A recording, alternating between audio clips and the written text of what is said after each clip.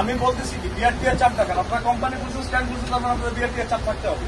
তো সেক্ষেত্রে আমাদেরকে বিআরটিআর চাপটা দেখান। আপনারা বুঝে রাখেন না কেন যে আমাদের এখানে ধরতে হবে? সেনাবাহিনী কার্যক্রম এখানে দেখেছেন, সেনাবাহিনী এই সকল অতিরিক্ত ভাড়া আদায়ের ক্ষেত্রে কঠোর অবস্থানে আছে। সেক্ষেত্রে আপনার কিভাবে 200 টাকা এক্সট্রা রাখছেন?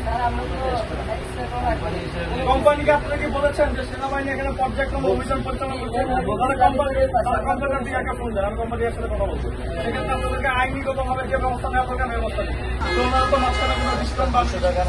আমাদের ভাড়া 1000 আসতো, কিন্তু আমরা একটা ডিসকাউন্ট অপশন পাইতাম যে লেস করার জন্য সুযোগ থাকে।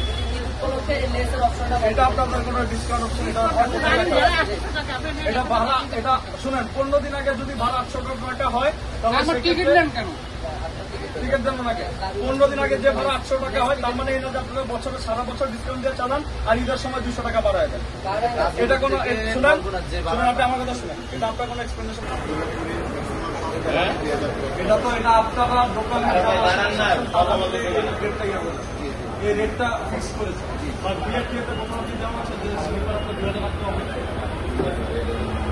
আপনারা কেন 2000 টাকা লাগবে? আপনাদের রেট স্লিপার আছে তারা কেন 2000 টাকা লাগবে? এটা কি আপনাদের জেনে উঠবে? আপনারা কাটবে আপনারা তো 2000 টাকা তো কাটছেন এবং পুরোনো দামে 2000 টাকা আপনারা কোনো রেট করলে সরকার থেকে আপনারা যারা বন্দোবস্ত যাবেন তাদেরকে ঠিক আছে না? এবারই তো আমরা সেনাবাহিনীরা মাঠে বিভিন্ন জায়গায় আছে, স্পেশালি বাস স্ট্যান্ডে, যাতে অতিরিক্ত কোনো ভাড়া কোনো যাত্রী থেকে না নেওয়া হয়।